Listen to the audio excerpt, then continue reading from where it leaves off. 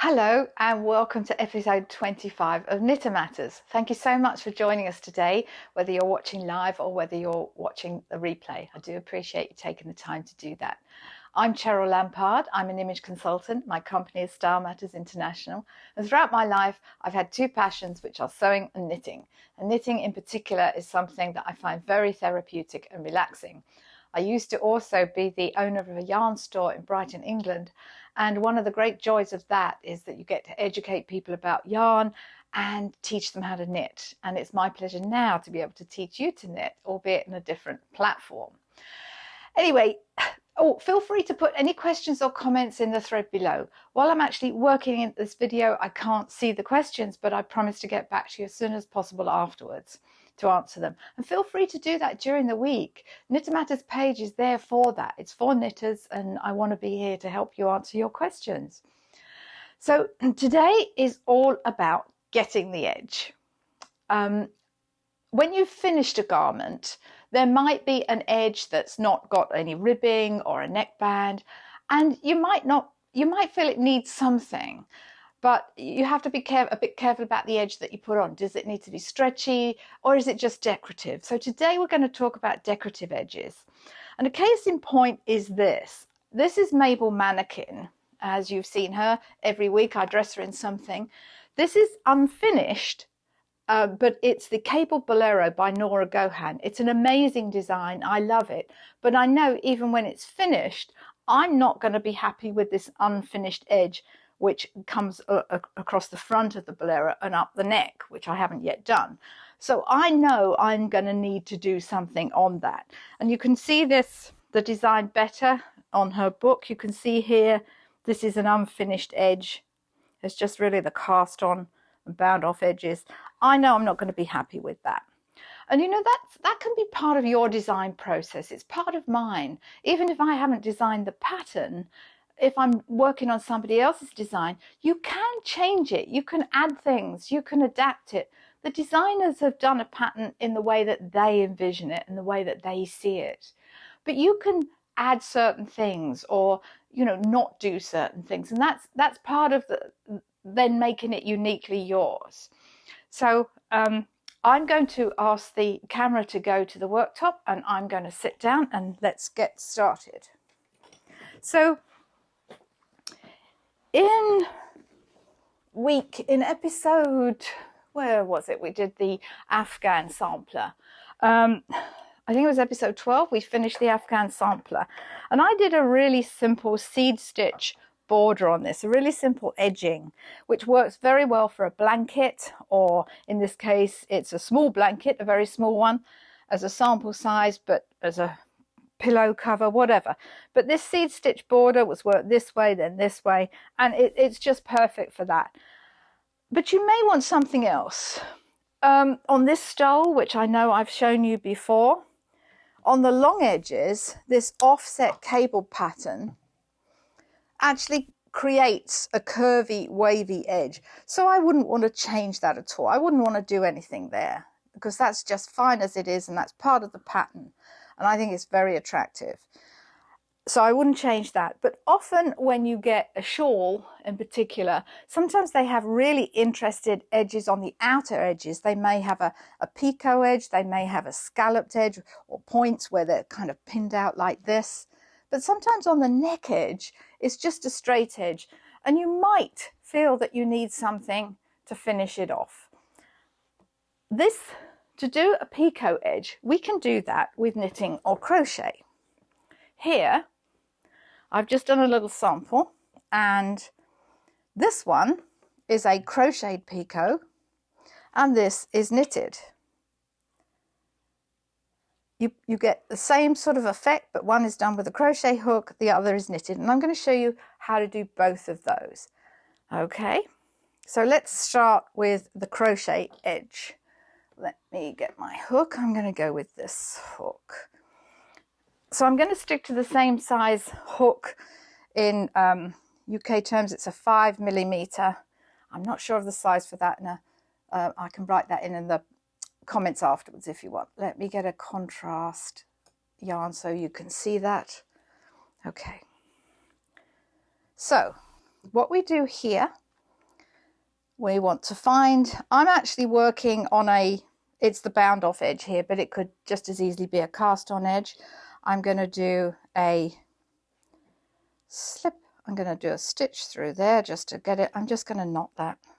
We don't like knotting in knitting, I know, but just for purposes of making that hold, I'm going to do that.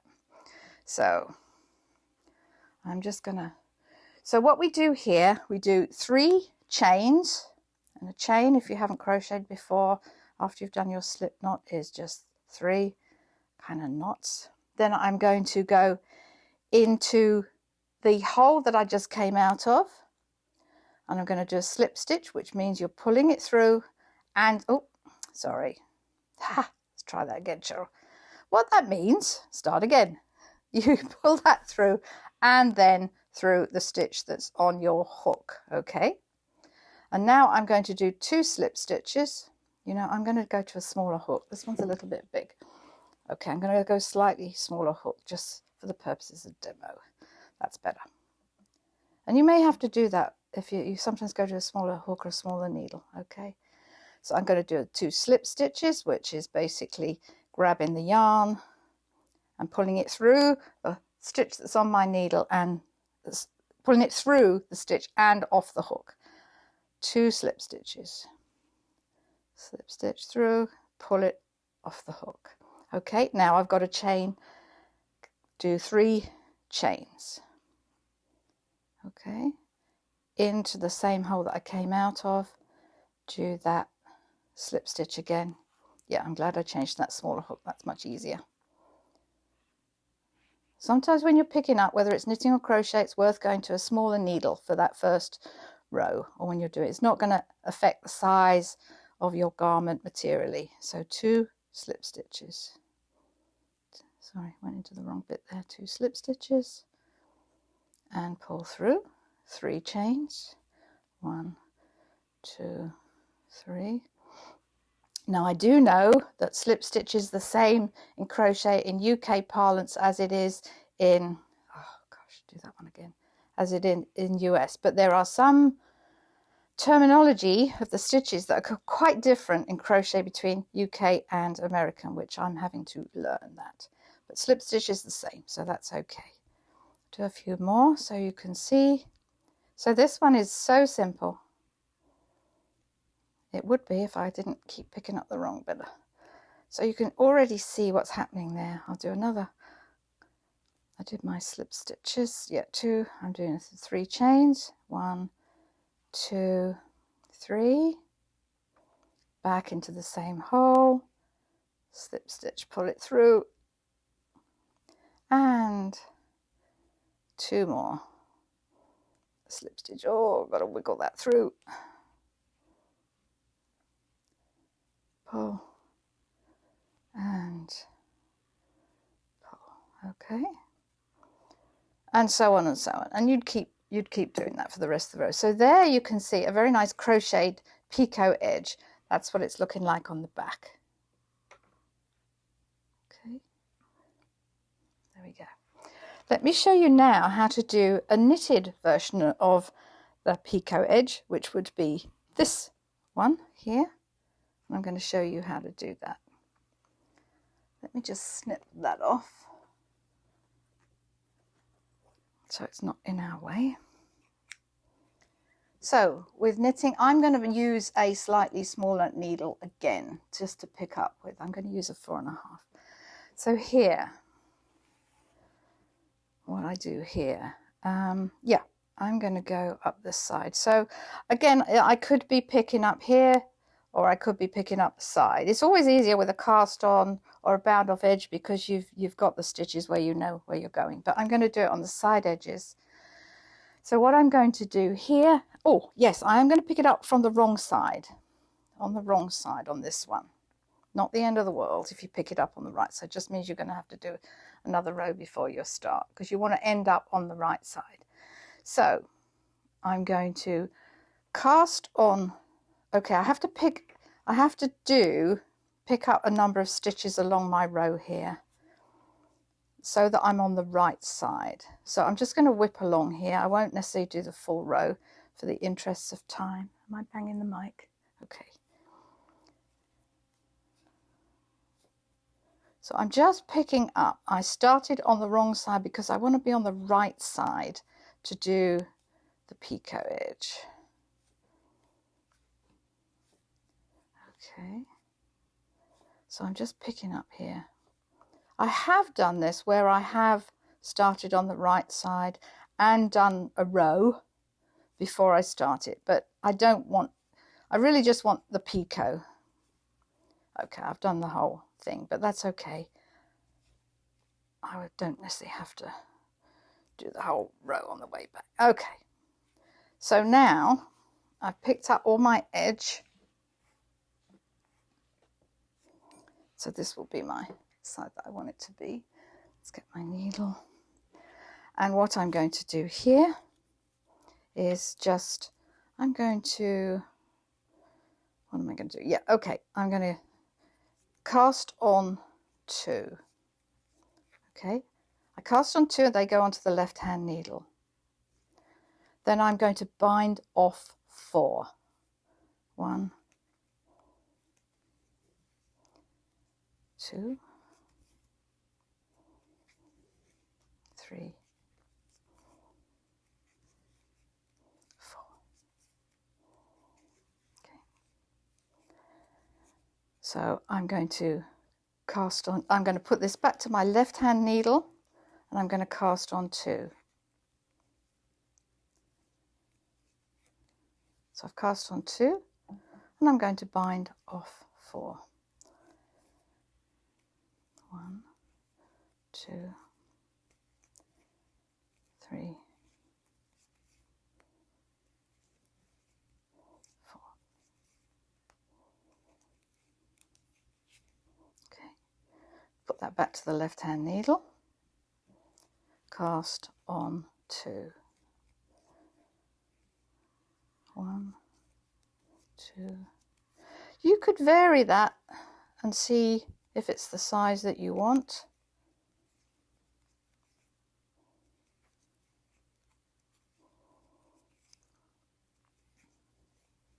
Okay, I get quite a big picot with that, so you could always try it with 3 if you wanted to. I'll do one more. Cast on 2.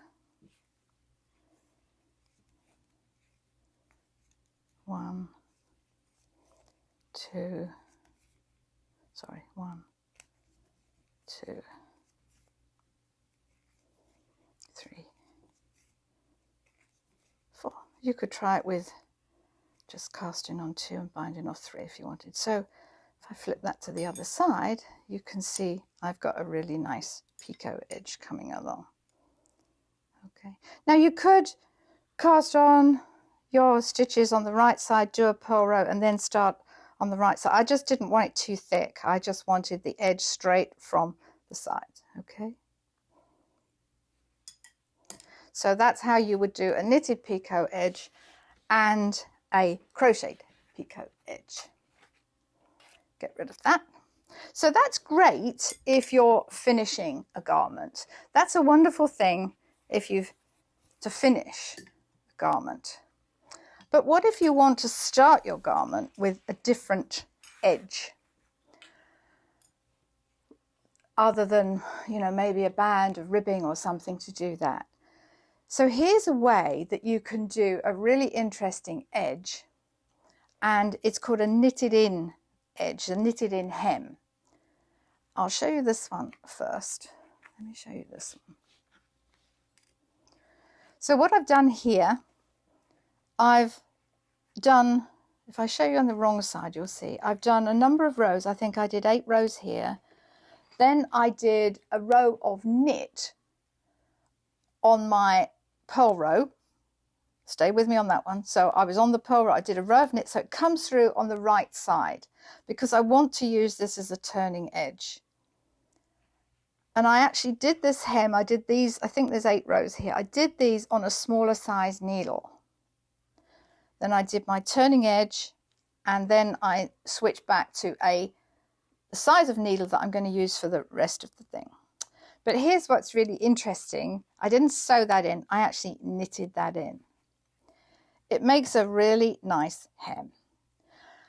what you want to think about is the garment that you're going to put this on, because it's not going to be snug to the body. You need to do this on a garment where you don't need to stretch, because it has that much stretch, but it's not going to spring back like ribbing around a cuff or at the bottom of a sweater. So you want to do it on something that's just going to be, it doesn't need to be snug to the body. Maybe a cardigan, a coat, something like that. It gives a really elegant polished finish. It's also got a bit of weight to it.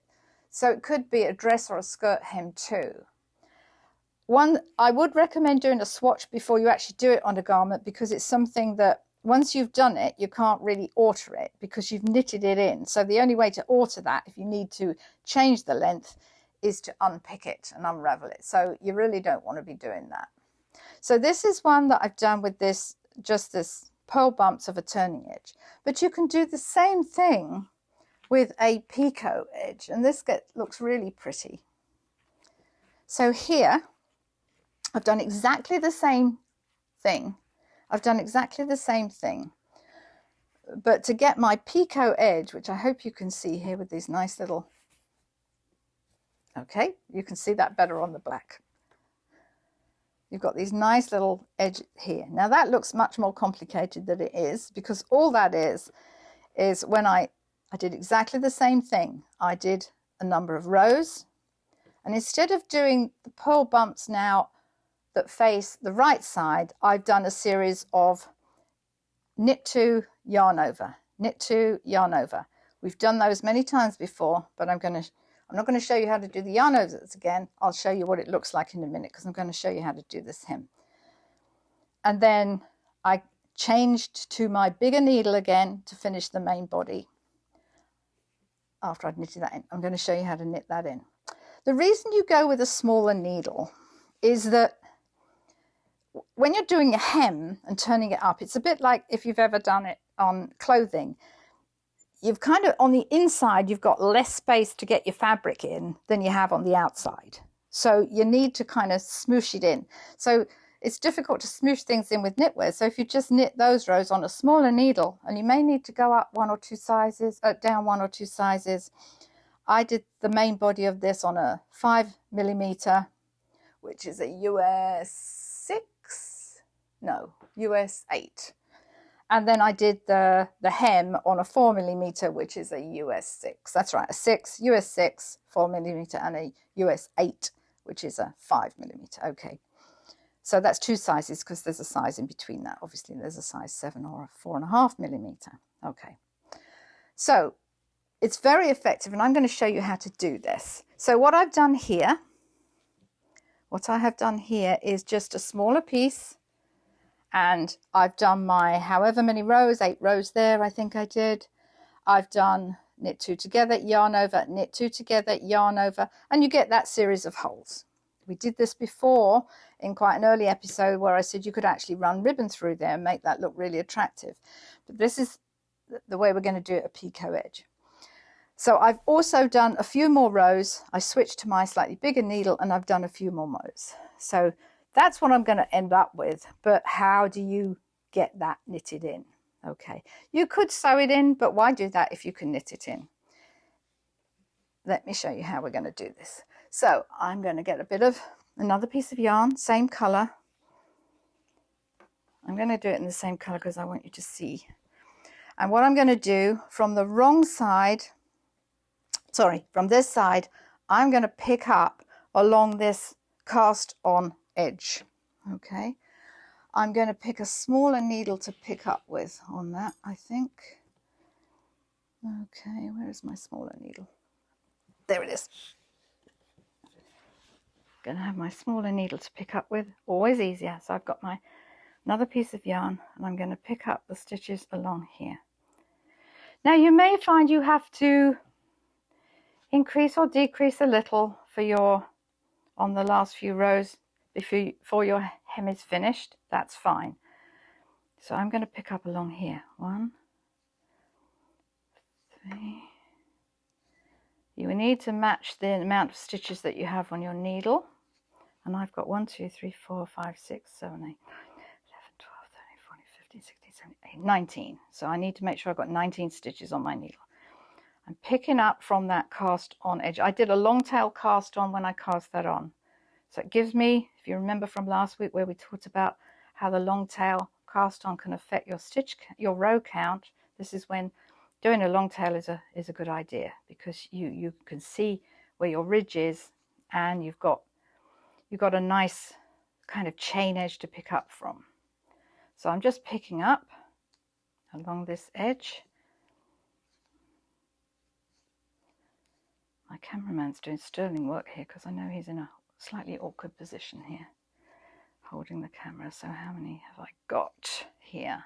I'm nearing the end. 1, 2, 6, 8, 10, 14, 15, 16, 17,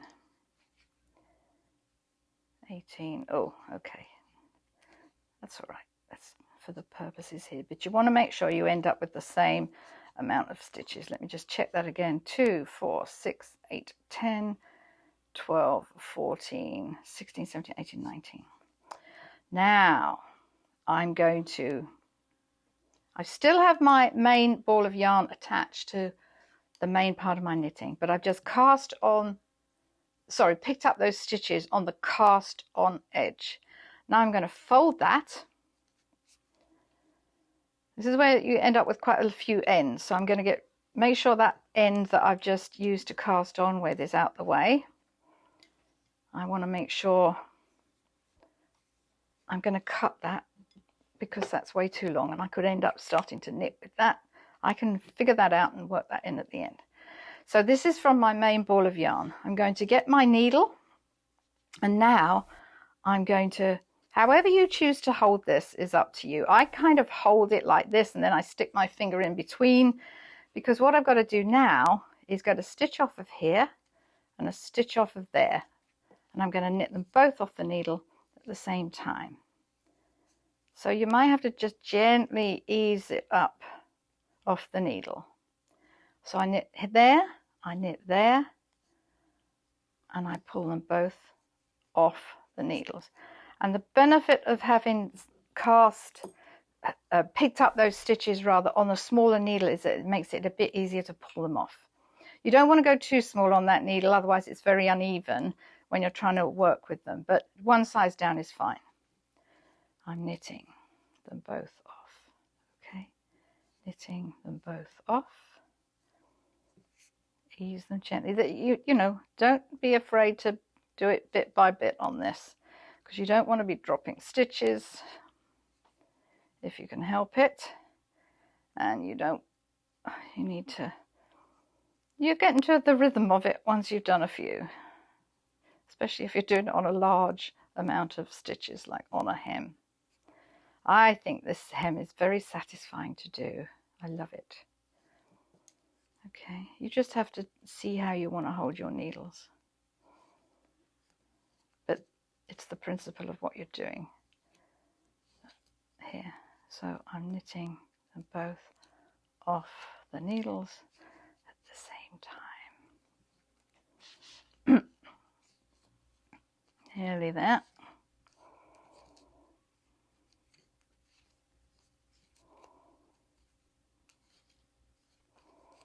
That's why you need to make sure you have the same amount of stitches on both needles. So if you do have to increase or decrease anywhere in your hem, make sure you've got the same number of stitches on the needle when it comes to knitting in the hem. And then that last stitch on both needles. There we go. Okay. I'm going to do just a row for you so you can see. So this is the wrong side. This is our little picot edge. Let me just do a purl row so you can see when we get back to the right side.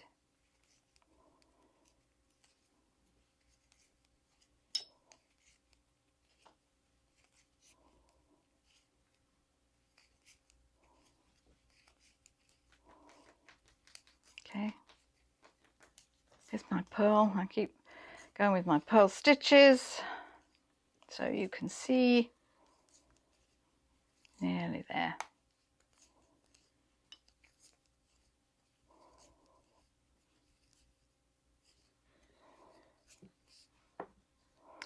See how neat that is? You can work in all those ends afterwards. You don't worry about that now.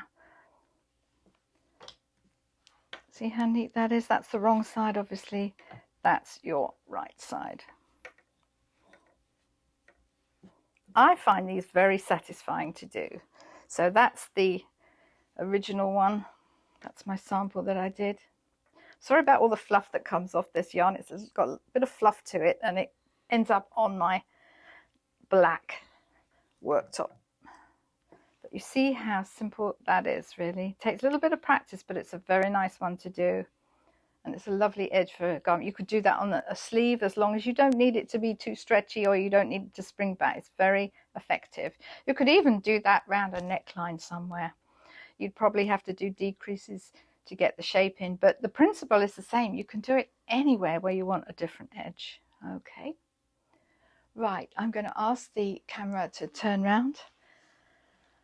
I hope you found that interesting. It was a pleasure to show you that. I really enjoyed doing that. Don't forget our friends at Mary Maxim.